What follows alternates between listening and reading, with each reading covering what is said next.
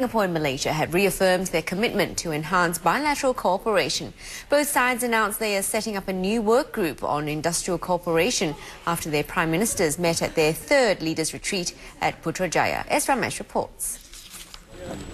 The handshake signaled the start of the meeting between the prime ministers of Malaysia and Singapore. They met privately before they were joined by their ministers. At the news conference, they announced progress on several fronts. Designs for the Marina South and Ophir Rochor developments in Singapore have been submitted for planning approval. Mr. Najib quipped that the value of the land there has gone up. On the Iskandar Malaysia project in Johor, both leaders said the project has helped enhance ties between the two countries. There is no doubt that the synergistic development based on the impetus of Singapore and existence of Johor, southern Johor as a large hinterland has been proven to be a very workable and doable concept. Singapore sees it very much in our interest that Iskandar Malaysia prospers and succeeds.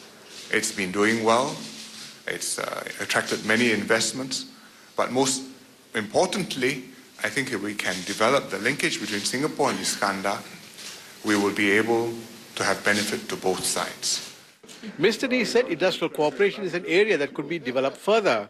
A new work group under the Joint Ministerial Committee has been proposed to promote the twinning of economic activities between Iskandar Malaysia and Singapore. Mr. Lee said this will be useful for Singapore, which has a large manufacturing base in its economy.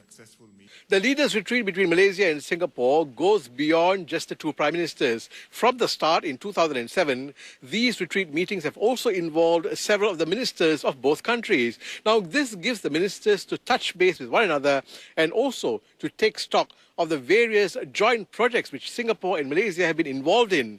Now, some of the areas include tourism development, transport, the broadcasting industry, and also the environment. On the Malaysian proposal for its power-generating companies to sell electricity to Singapore, Mr. Lee said Singapore is in the process of working out the proper framework for managing the import of electricity. And once this framework is ready, we welcome Malaysian companies to participate and to bid to supply electricity to Singapore. And we hope, of course, that some of them will succeed. A highlight of Thursday's retreat was the unveiling of the models of the mega wellness township projects in Iskandar, Malaysia. And there are plans for the leaders to visit the site at their next retreat. S. Ramesh, Channel News Asia in Putrajaya, Malaysia.